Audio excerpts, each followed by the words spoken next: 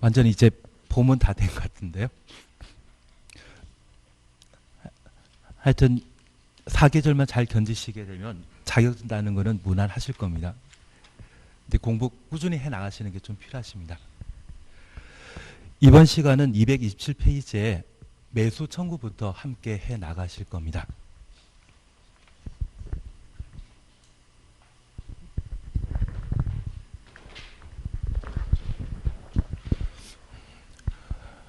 우리가 지금 공부하고 있는 국토의 객 및 이용에 관한 법률은 개발, 정비, 보전, 집행에 관한 법률입니다.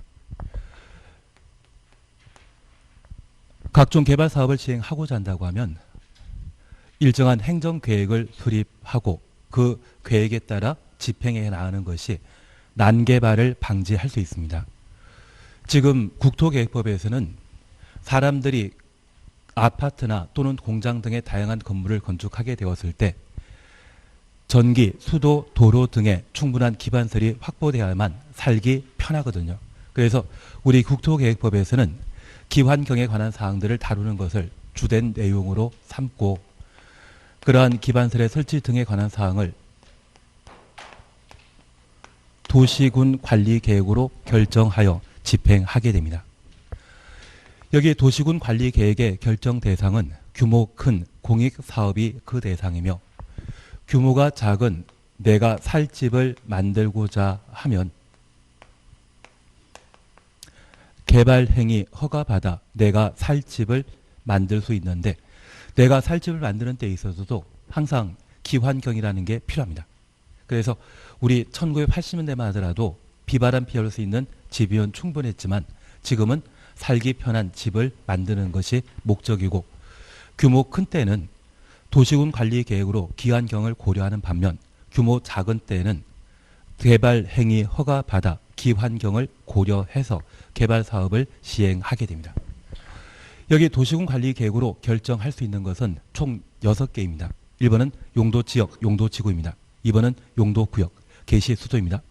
3번이 기반설의 설치 정비 계량을 도시군 관리 계획으로 결정할 수 있는데 도시군 관리 계획으로 결정된 이후에는 도시군 계획시설이라 표현하게 됩니다. 이 도시군 계획서를 설치 정비 계량하는 것을 도시군 계획설 사업이라 하고 이 도시군 계획설 사업은 도시군 관리 계획으로 결정 고시하게 되면 지단을 만들도록 되어 있습니다. 도시군 관리 계획 결정 고시 후 즉시 지형 도면을 작성하고 고시함으로써 도시군 계획설 부지가 어딘지 눈으로 확인할 수 있고요. 도시군 계획설은 지방자치단체 예산, 재정을 집행할 필요가 있습니다.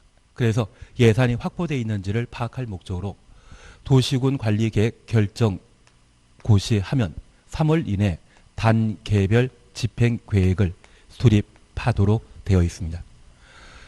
여기 지형 도면이 고시되게 되면 도시군 계획설인 도로, 학교 등의 건설 장소가 확정되게 되고 그 장소를 도시군 계획설 부지라 표현하게 됩니다. 이 도시군 계획설 부지에서는 예산이 확보되어 그 사업이 원활히 진행되는 것과 예산 확보가 곤란하여 장기간 사업이 지연되는 경우가 있습니다. 만약 이 도시군 계획설 부지에 그 사업이 제대로 이루어지지 않는다면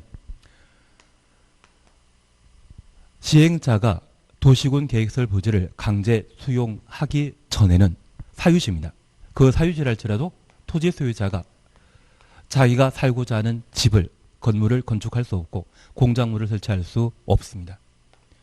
그리고 2년 내 단계별 집행계획을 수립하지 않는다면 기존 건축물에 대한 개축, 재축은 허용됩니다. 다만 그 2년에 대해서는 신경 쓸 필요 없습니다. 시험에 거의 안 나오기 때문에 신경 쓰지 마시고 10년간 도시군 계획설 사업이 시행되지 않는다면 지목대인 토지 소유자는 매수 청구할 수 있고 최근 개정된 사항으로 도시군 계획설 부지 토지 소유자는 해당 도시군 계획설에 대한 해제, 위반을 신청할 수 있습니다. 해제, 위반되지 않다면 해제 결정 신청할 수 있고 종국에는 국토교통부 장관에게 해제 심사까지 신청할 수 있는데 얘는 2년 전에 정답집은 아니지만 기출문제는 한번 나온 적이 있습니다. 그래서 해제 입안 신청과 관련되어 우리가 차후 공부하여 나가시게 된다면 그 처리기간이 3개월이고 결정 신청하게 되면 그 처리기간은 2개월이다. 그 정도면 충분합니다. 그리고 한 10년 전에 개정된 사항으로 장기 미집행 도시군 계획설 부지에 대해서는 지방의회에서 도시군 계획설 사업의 해제를 권고할 수 있습니다. 그리고 10년간 장기 미집행 도시군 계획설 사업에 대해서는 과연 필요한지 재정비하도록 되어 있습니다. 그리고 20년간 사업 시행하지 않는다면 20년 되는 다음날 도시군 계획설 사업은 효력 상실하게 되는데 이에 관한 사항들을 우리가 함께 봐주셔야 됩니다. 다만 올해 법을 개정하여 10년간 장기 미집행 도시군 계획설 사업으로 10년 지난 때 실시 계획을 시행자가 인가받고 토지 수용과 관련되어 토지 소유자와 시행자 사이에 협의가 이루어지지 않다면 시행자가 재결 신청할 수 있습니다. 이런 재결 신청이 5년 내 이루어지지 않다면 저 실시 계획은 효력 상실하도록 되어 있는데 올해 개정된 예를 살펴보시는 게 필요할 겁니다. 특별히 실시 계획 인가 이후 재결 신청하는 5년 사이에 도시군 계획설 사업 시행자가 그 부지의 3분의 2 이상을 소유하거나 사용권 확보한 때는 7년 경과된 때 효력 상실한다라는 것 기억해 주셔야 되고 만약 시행자가 모든 토지를 취득했다라고 하면 그때는 실효에 관한 문제는 따로 발생하지 않습니다.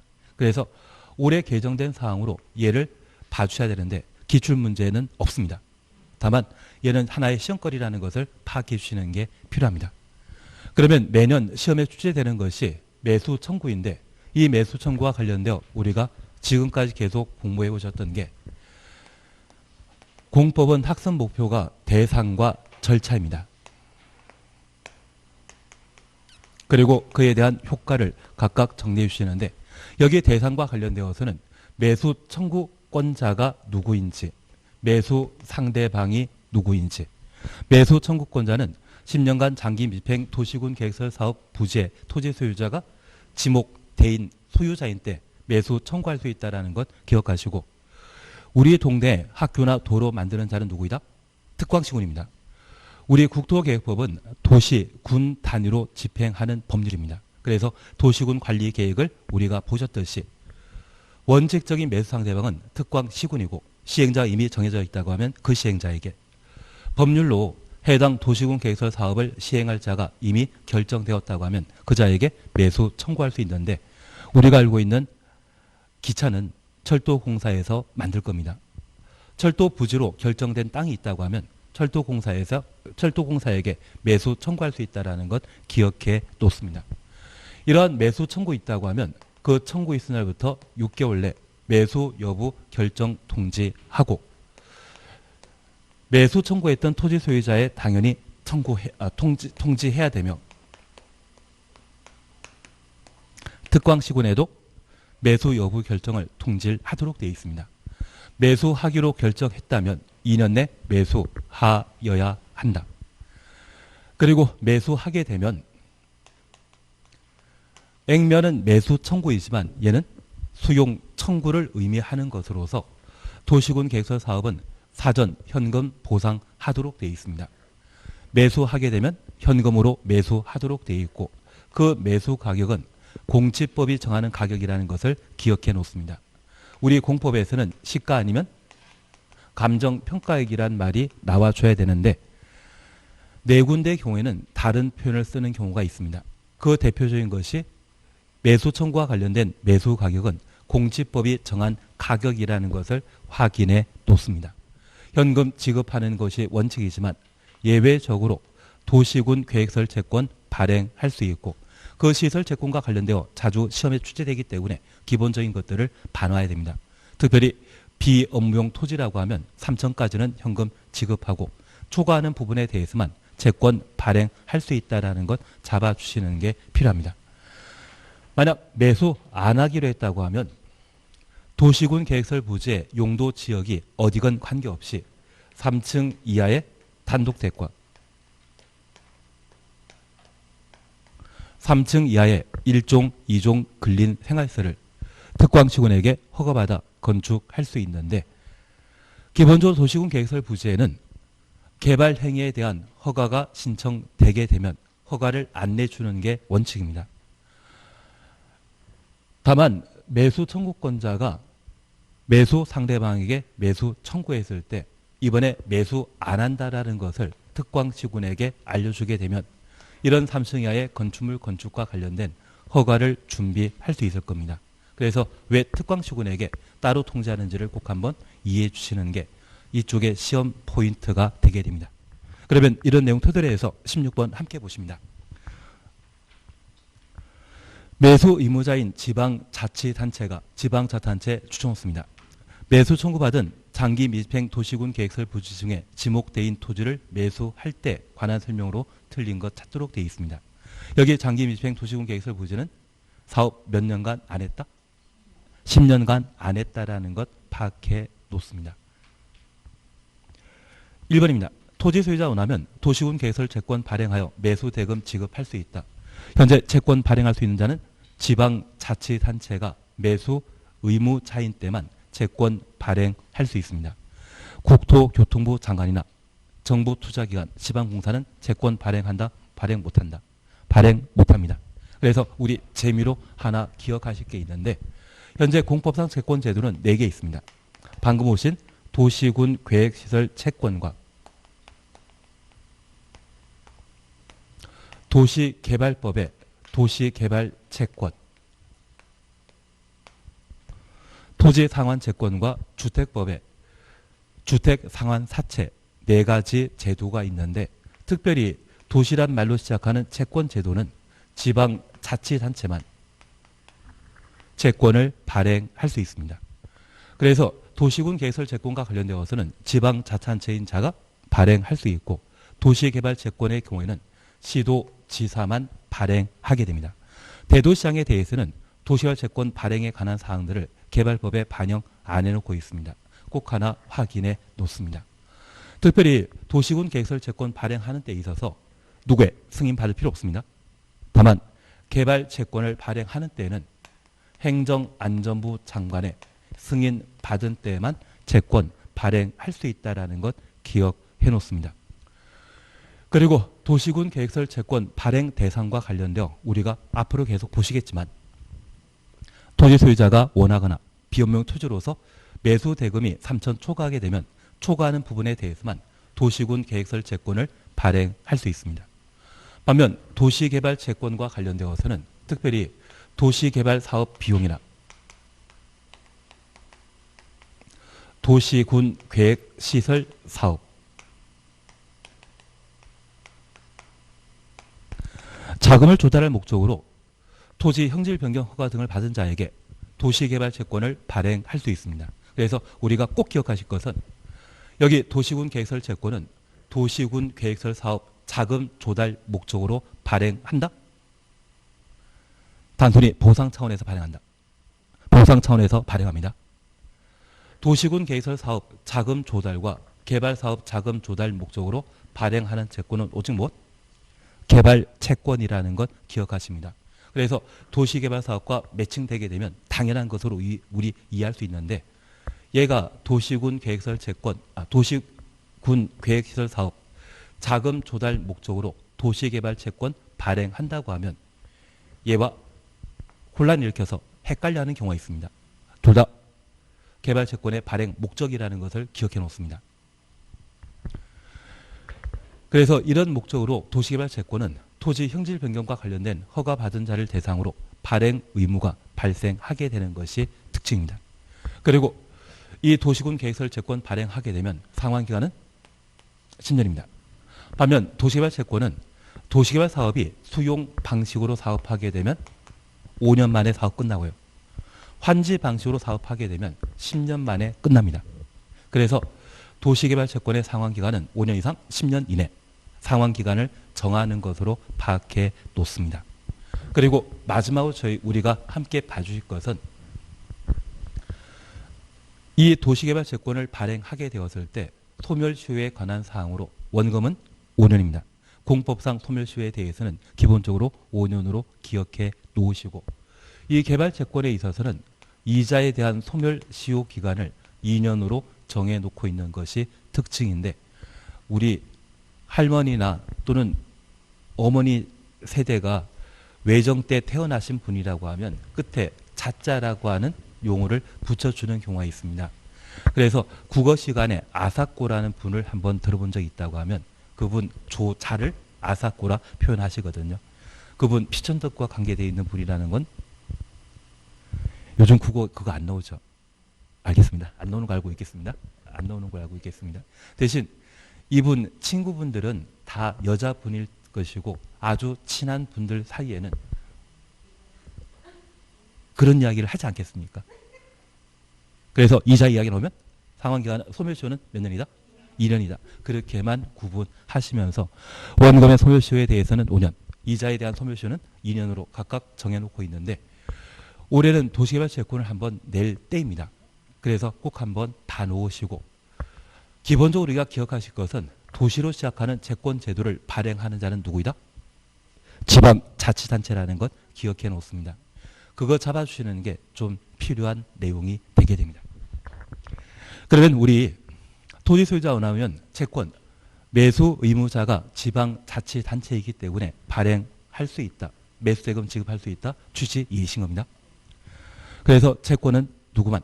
지방자치단체가 매수 의무자일 때만 발행할 수 있다는 것 확인해 놓습니다. 상환기간 10년 이내에 정해진다. 맞습니다.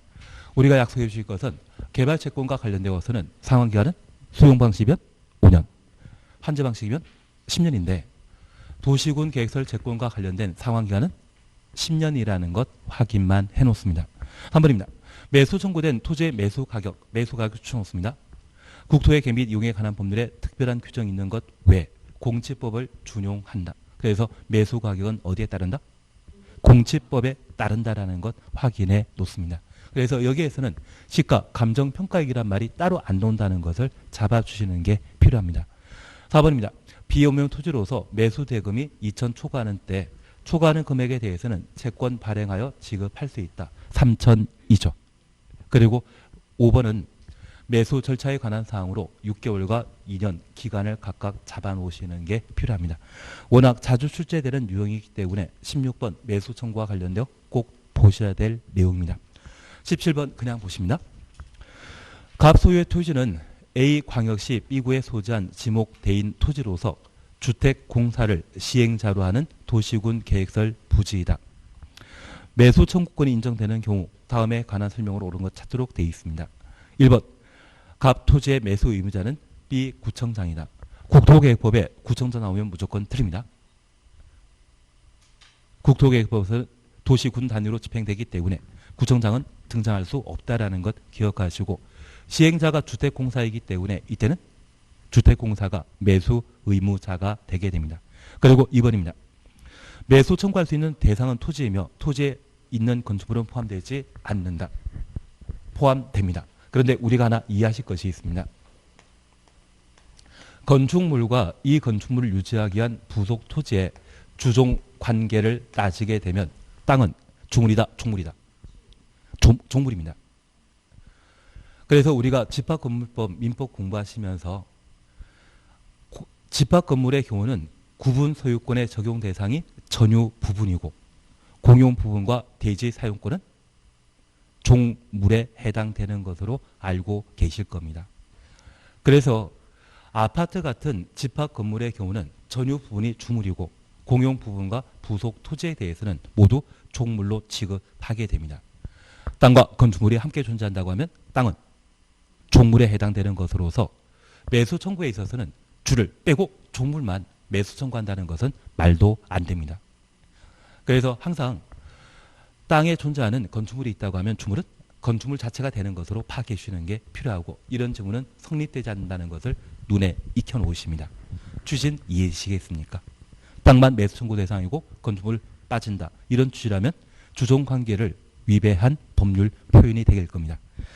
3번입니다. 갑이 원하는 경우 매수 의무자는 도시군 계획설 채권 발행하여 대금 지급할 수 있다. 지금 매수 의무자는 주택공사로서 채권 발행할 수 있는 자는 지방자치단체만 발행하기 때문에 채권 발행할 수 없습니다.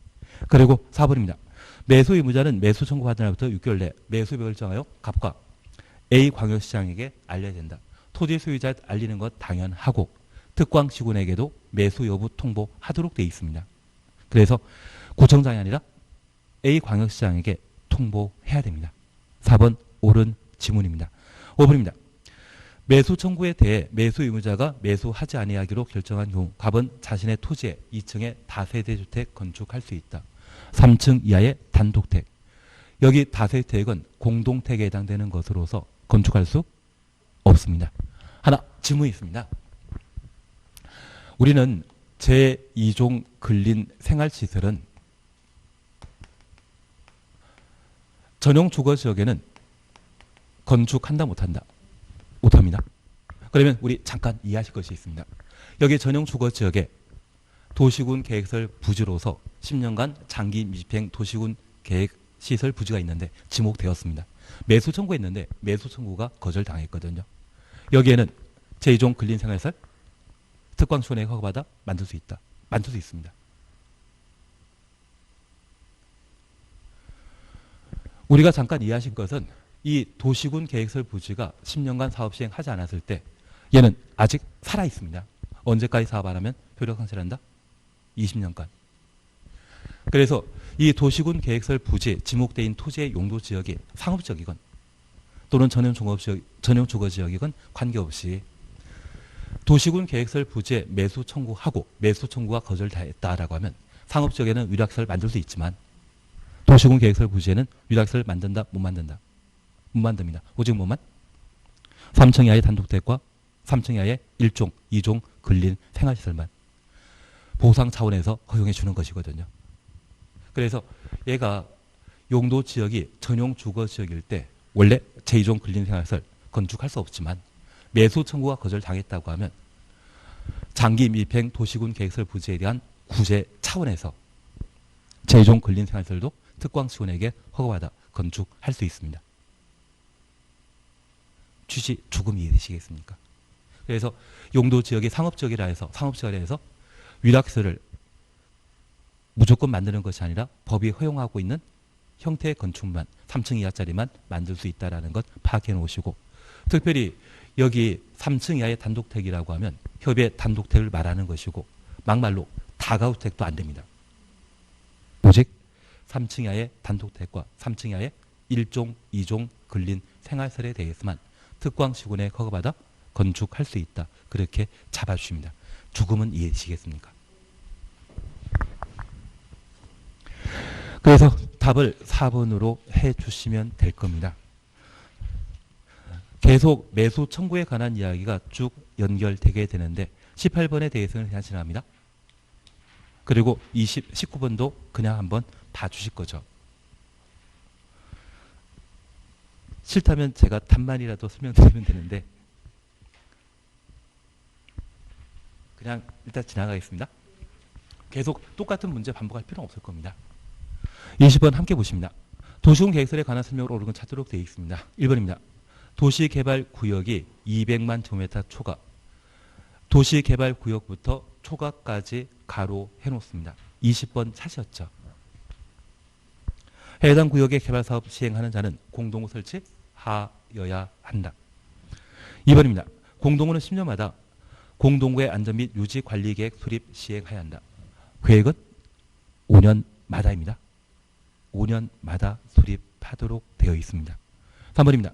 도시군 계획설 부지 매수 청구 시에 매수 의무자가 매수하지 아니하기로 결정한 날부터 1년 경과하면 토지 소유자는 해당 용도 지역에 허용되는 건축물 건축할 수 있다. 1년 경과할 필요 없습니다. 해당 용도 지역에 허용되는 건 만드는 것이 아니라 3층 이하의 단독택과 3층 이하의 1종, 2종 근린 생활시설만 만들 수 있다는 것 기억해 뒀습니다. 4번입니다. 도시군 계획설 부지로 되어 있는 토지 소유자는 도시군 계획설 결정 실효 시까지 그 토지의 도시군 계획설 결정 해제를 위한 도시군 관리계획 위반을 신청할 수 없다. 공법상 없다로 나와 있으면 열의 9번 틀린 질문입니다. 공법의 부정문은 그러하지 아니하다로 끝나고 예 없다는 있다를 없다로 바꿔놓은 겁니다. 나중에 실제 시험장 가시게 되면 이 없다란 말만 찾더라도 한 6문제에서 7문제 맞추실걸요. 그래서 공포상 부주모는 그러하지 아니하다. 그렇게 끝나야 됩니다. 그리고 5번입니다. 10년 지날 때까지 사업 시행되지 않는다면 효력 상실한다. 실효는 20년 이상.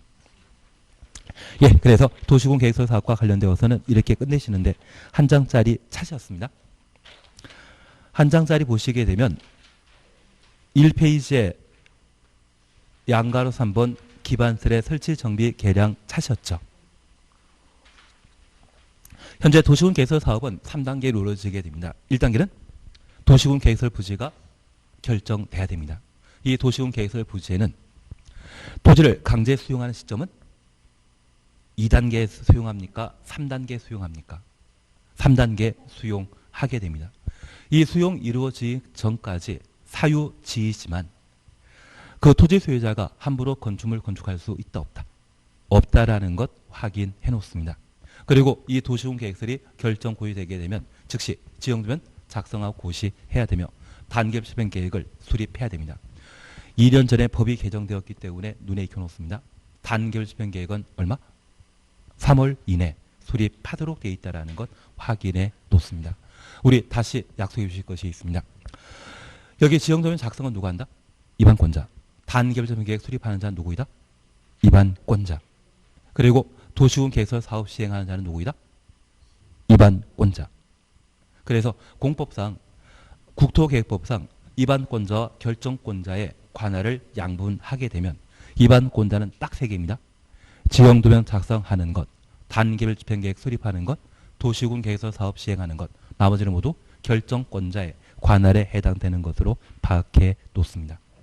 특별히 비행정청도 도시군 계획서 사업 할 수 있는데 우리 입안 제한 기억나십니까? 기지산대. 기반세를 비행정청이 입안 제한했다고 하면 입안 시에는 그 비행정청이 도시군 계획서 사업 할 수 있거든요. 이들은 입안권자에게 지정받음으로써 도시군 계획서 사업 할 수 있고 그 중에 민간인 경우는 토지 소유자 동의 받도록 되어 있습니다. 면적 3분의 2 이상을 소유하고 토지 소유자 총수 2분의 1 이상의 동의 받은 때에만 민간은 사업 시행자로 지정될 수 있다는 것 확인해 놓습니다. 그리고 올해 개정된 내용으로 실시계획 인가와 관련되어 실효 차셨죠. 장기 미집행 도시군 계획설 사업으로 몇 년? 5년 내에 재결 신청하지 아니하면 5년 되는 다음날 실시계획은 효력 상실한다는 것 확인해 놓으시고 앞서 제가 말씀드렸듯이 도시군 계획설 부지에 3분의 2 이상의 토지에 대한 소유권이나 사용권 확보하게 되면 그때는 몇 년? 7년. 그래서 얘는 아마 빈칸으로 만들어지게 되면 그에 알맞는 숫자 조합한 것을 찾으라고 시험에 낼 수 있을 겁니다. 그래서 올해 신설된 실시계획 실효에 관한 내용을 반드시 정리해 주시는 게 좀 필요하십니다. 그리고 3단계에는 저 실시계획 고시하게 되면 땅을 강제 수용할 수 있습니다. 꼭 기억하실 것은 수용 대상은 도시군 계획설 부지만 인접한 토지 건축물은 일시 사용할 수 있지 인접한 토지를 수용한다라고 하면 틀립니다. 그래서 수용과 관련된 요건은 실시계획 고시한 때 토지 강제 수용할 수 있고 대상은 부지만 인접한 토지에 대해서는 일시 사용할 수 있다. 그 정도면 충분하실 겁니다. 그리고 공사완료 공고에 대한 이야기 그냥 살펴봅니다. 그리고 매수 청구와 관련되어서는 항상 대상 절차에 관한 내용 함께 보시는 게 필요합니다. 청구권자와 매수 의무자 누구인지 확인해 놓으시고 절차 뻔합니다. 현금 매수하는 것이 원칙이고 예외적으로 채권 발행할 수 있는데 채권 발행할 수 있는 자는 지방자치단체만 토지 소유자가 원하거나 비업무용 토지로서 3천 초과 시에 채권 발행할 수 있다는 것 기억하시고 상환기간은 몇 년이다? 10년이다. 그걸 기억해 놓습니다. 지방의회 해제 공고는 10년 전 개정 사항으로 그냥 지나 상관없습니다. 반면에 토지 소유자 해제 신청과 관련되어서는 1번 해제 입안 신청하면 3개월 2번 해제 결정 신청하면 2개월 잠깐 우리 이해하실 것이 있습니다. 도시군 계획설에 대한 해제를 결정하고자 할 때 이반 시에는 기초조사 1단계, 주민 의견 정치 공람 2단계, 지방의회 의견 정치 3단계 절차를 거쳐 입안하게 되고, 입안한 도시군 관리 계획을 결정 신청하게 되면 결정권자는 협의, 심의의 2단계 절차를 거쳐 결정하게 됩니다. 그래서 저 입안 신청하면 몇 단계 거쳐야 됩니까? 3단계 거쳐야 되기 때문에 숫자 3인 3개월 넣는 것이고요. 해제 결정 신청하게 되면 2단계 절차 거치기 때문에 2개월입니다. 그래서 법을 만드는 분들도 아주 단순한 분이라는 것 기억해 놓으시고, 2년 전에 기출문제를 한번 등장했기 때문에 처리 기간인 3개월, 2개월에 관한 사항 각각 살펴보시는 게 필요하십니다. 그리고 다음 페이지 보시게 되면 5번 지구단위 계획구역 및 지구단위 계획 사셨죠. 우선 지구단위 계획구역과 관련된 대상 보시면 도시지역과 비도시지역이 지정 대상인데, 도시지역과 관련되어 2번 차셨죠. 필수적 지구단위 계획구역 지정 대상 정택 10년 시공록 30만이라는 말 보시게 되면 지구단위 계획구역 지정 하여야 한다. 그리고 비도시지역의 지구단위 계획구역 지정할 수 있는 유일한 용도지역은 계획관리지역만, 유일한 용도지구는 개발진흥지구만. 눈에 익혀놓으셔야 됩니다. 그리고 지구단위 계획과 관련되어 필수 내용 총 5가지 있다라는 거 보시는데, 기반설의 배치 규모, 건축물의 건축 제한, 건폐율, 용적률, 높이의 최저한도, 최고한도, 이 5가지가 지구단위 계획의 필수 사항입니다. 완화와 관련되어서는 2년 전에 시험에 나왔기 때문에 아마 올해 만만치 않아 나올 일은 별로 없겠지만, 도시지역의 경우는 주차장 100% 완화하고 높이 120%, 건폐율 용적률 150, 200% 각각 완화하며, 비도시지역의 경우는 건폐율과 용적률에 대해서만 150, 200% 완화한다. 시료 눈에 익혀서 오셔야 됩니다. 3년, 5년 눈에 보이시죠? 그러면 이걸 토대로 해서 지구단위 계획 함께 봐나가십니다. 여기 지구단위 계획은 우리 시험에 딱 문제 하나 출제됩니다. 그리고 올해 나올 거는 뻔히 정해져 있습니다. 지구단위 계획 구역에 관한 사항을 정리해 나가시는 게 필요하십니다. 그러면 문제 231페이지 문제집 함께 보십니다. 우선 1번 찾았습니다. 지구단위 계획구역에 관한 설명 옳은 것 찾도록 되어 있습니다. 1번 주택법에 따라 대지 조성 사업 지구, 지정된 지역 전부에 대해 지구단위 계획구역 지정할 수 없다. 맞다, 틀리다. 없다는 말 쓰게 되면 19번 틀린 지구입니다. 그래서 기본적으로 대지 조성 사업 지구는 개발 사업이 예정된 곳으로서 지구단위 계획구역으로 지정할 수 있습니다. 그리고 2번입니다. 지구단위 계획구역 결정은 도시군 관리 계획으로 하여 하나 계획 결정은 그러하지 않다. 우리 도시군 관리 계획으로 결정할 수 있는 5번은 지구단위 계획구역 지정 변경과 지구단위 계획 수립을 도시군 관리 계획으로 결정할 수 있다. 기억나십니까? 그래서 구역 지정과 계획 수립을 모두 도시군 관리 계획으로 결정할 수 있습니다. 그래서 2번 지문 틀립니다. 3번입니다. 지구단위 계획구역은 도시지역 아니더라도 지정될 수 있다. 맞다, 틀리다? 맞다. 방금 우리 비도시지역의 지구단위 계획구역으로 지정할 수 있는 유일한 용도지역은 계획관리지역. 비도시지역의 지구단위 계획구역으로 지정할 수 있는 유일한 용도지구는 개발진흥지구. 그래서 비도시지역에도 지구단위 계획구역 지정할 수 있다는 것 확인해 놓습니다. 4번입니다. 20만 제곱미터의 도시개발구역에서 개발사업이 끝난 후 10년 지난 지역은 지구단위 계획구로 지정하여야 한다. 지정하여야 한다. 가로 해놓습니다. 나는 정택 10년, 시공 30만 기억난다?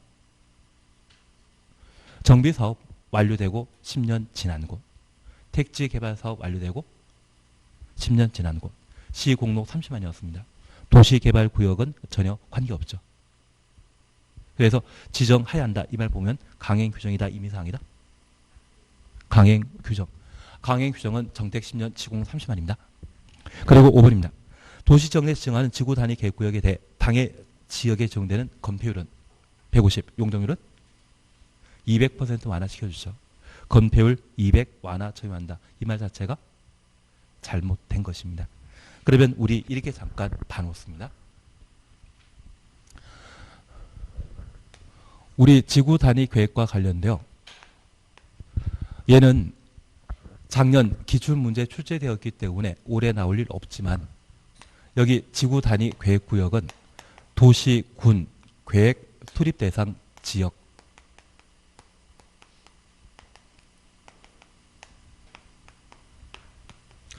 일부에 대한 토지 이용을 합리화하기 위해 수립하는 계획을 지구 단위 계획이라 표현합니다. 그러면 나는 성남시에 분당지구, 판교지구, 대장지구라는 곳 들어본 적 있다. 그러면 성남시는 도시군 계획 수립 대상 관할구역 전부이거든요. 그중에 분당지구나 판교지구, 대장지구는 성남 전부이다, 일부이다. 일부입니다. 그래서 지구 단위 계획은 어딜 대상으로 수립한다? 서울이라고 하면 서울의 일부. 서울에 양재시구나 봉천지구 있거든요. 그리고 세종시에는 1생활권, 2생활권 있다고 하면 그게 세종시의 일부가 됩니다. 그래서 도시군 계획 수립 대상 지역 일부에 토지 이용을 합리화하기 위해 수립하는 계획을 지구 단위 계획이라 하고 얘는 작년에 기출문제로 출제되었기 때문에 올해 나온다? 안 나온다? 안 나옵니다.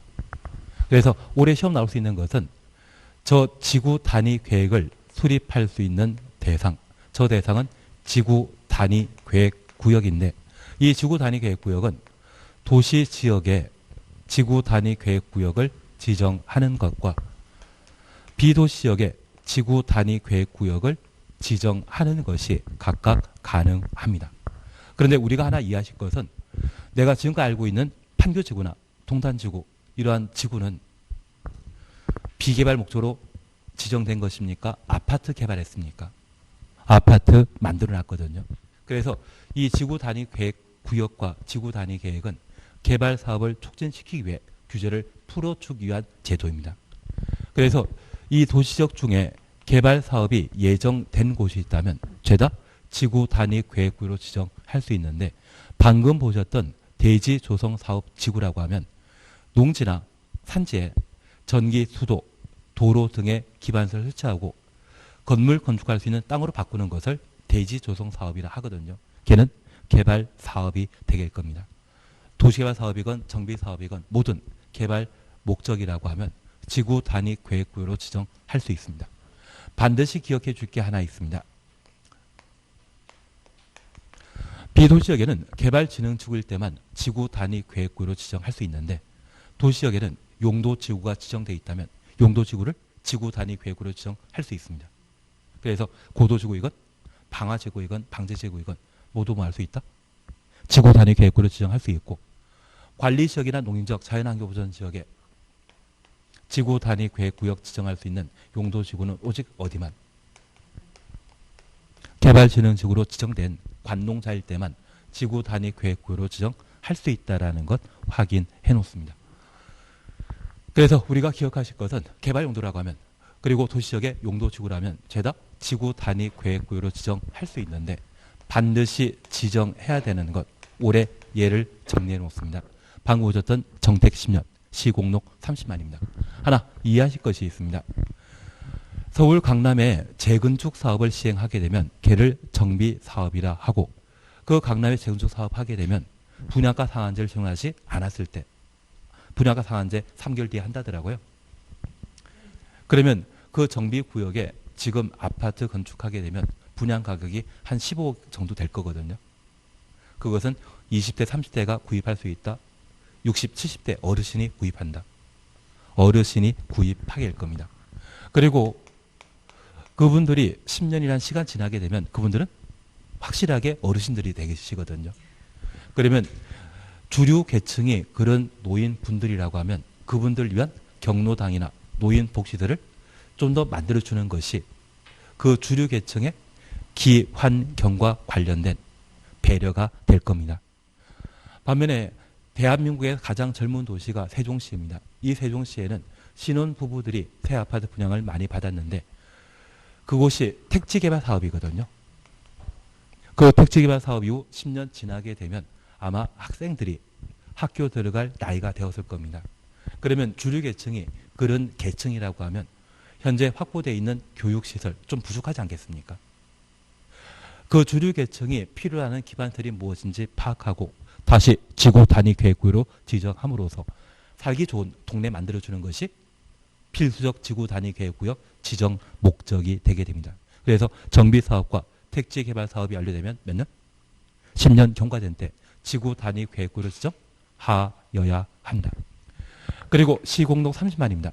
시가 조정구역과 공원구역 해제되었는데 그 단위 면적이 30만 제곱미터라면 저 30만은 몇 명 살 수 있는 공간입니까? 10,000명. 그러면 이 시가 조정구역은 대한민국에 유일하게 딱 하나 있는 게 인천국제공항 들어가 있는 영종도 일대이거든요. 15년 동안 시가 조정구역으로 지정되었는데 2년 전에 풀렸습니다. 그러면 15년 동안 시가 조정구역으로 묶여 있다고 하면 전기, 수도, 도로, 통신시설 등의 기반설은 있다 없다? 아예 없는 상태입니다. 그러면 그 기반설을 충분히 만들어주기 위해 시가 조정구역 해제고 공원구역 해제되었을 때 그 단위 면적이 얼마? 30만 이상이면 10,000명 살 수 있는 공간이 되었다고 하면 충분한 기반설을 설치하기 위해 지구 단위 계획구역으로 반드시 지정하여야 한다. 그리고 녹지지역이 주거적, 상업적, 공업적으로 변경되었는데 그 단위 면적이 30만이면 저 녹지지역일 때 기반설이 있다 없다? 사람 사는 동네가 아니기 때문에 기반설 없습니다. 30만 주상공으로 변경되었다면 지구 단위 계획구역 지정하여야 한다. 예, 잡아주시는 게 필요하십니다. 그리고 비도시지역 중에 지구 단위 계획구를 정할 수 있는 유일한 용도지역은 계획관리지역, 용도지구는 개발진흥지구. 그 두 가지에 대해서만 구분해 놓습니다. 아마 이러시면 편하게 지구 단위 계획과 관련된 내용 풀어나갈 수 있을 겁니다.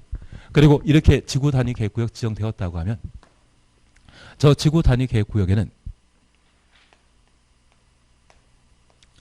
도시군 관리계획 결정권자인 국토교통부 장관 지도이사, 시장 군수도 지구 단위 계획만큼은 결정권자입니다. 도시군 관리계획으로 결정하도록 되어 있고 3년 내에 지구 단위 계획을 수립해야 되며 그 지구 단위 계획의 필수사항은 뭐다? 5개. 기반설의 배치 규모, 건축 제한, 건폐율, 용적률, 높이의 최고한도, 최저한도. 배형 색건은 필수사항이다, 임의사항이다? 배치, 형태, 색채, 건축선. 그걸 배형 색건이라 하는데 걔는 임의사항입니다. 그래서 만만하게 시험에 낼 수 있는 것이 지구 단위 계획 내용 물어보게 되면 필수사항은 기반설의 배치 규모, 건축 제한, 건폐율, 용적률, 높이의 최저한도, 최고한도. 이 5가지는 필수사항이고 배형 색건은 필수사항이다, 임의사항이다? 임의사항이다. 아마 다음 주에는 요약집 나올 거거든요. 그러면 아마 요약집 보고 해나가면 더 편하실 겁니다. 어차피 시험 나올 거는 뻔히 정해져 있고 그것만 몇 군데 보고 지나가시면 될 겁니다.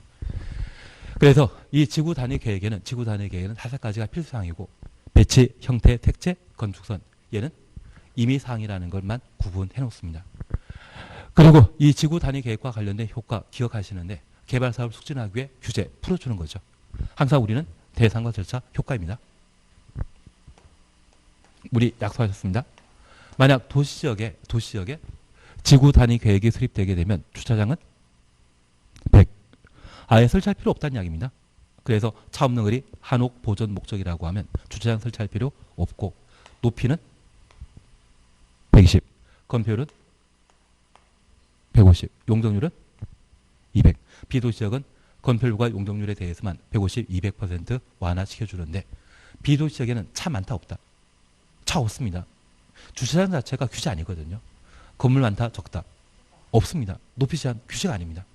이러한 것에 대해서는 비도시지역에는 완화할 필요 없고 오직 건폐율 150, 용적률 200%까지 완화할 수 있다. 그리고 마지막으로 우리 실효 기정 기억나셔야 됩니다.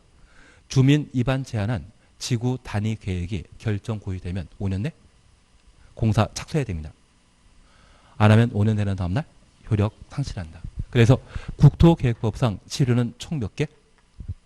4개 있었습니다. 용도구역과 관련되어서는 시가 조정구역 유보기간 끝나는 날 다음날 효력 상실한다. 그리고 도시군 계획시설과 관련되어 실시계획 실효 10년간 사업 시행하지 않고 10년 지나 실시계 인가받고 몇 년? 5년 내. 재결 신청하지 않았다면 5년 되는 다음날 효력 상실하며 10년간 장기 미집행으로 5년 안에 시행자가 도시군 계획설 부지의 전체 면적의 얼마? 3분의 2 이상을 소유하거나 사용권 확보했다고 하면 그때는 몇 년?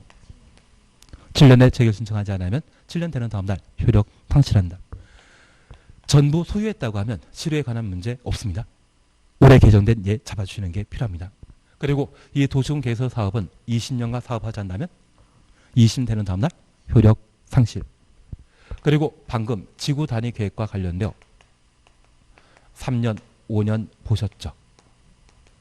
구역 지정하고 3년 내 계획 결정되지 않다면 3년 되는 다음날 효력 상실하고 주민 입안 제한한 지구 단위 계획이 결정되게 되면 몇 년? 5년 내 공사 착수하지 않는다면 5년 되는 다음날 효력 상실한다. 그리고 오늘 보실 내용으로 기반설 부담 구역이 지정 고의되면 1년 내 기반설 설치 계획 투입해야 되거든요. 안 하면 1년 되는 다음날 기반설 부담 구역은 해제되는 것으로 본다.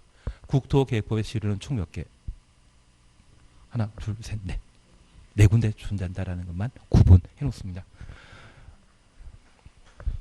그리고 쉬었다 하십니다. 그리고 쉬었다.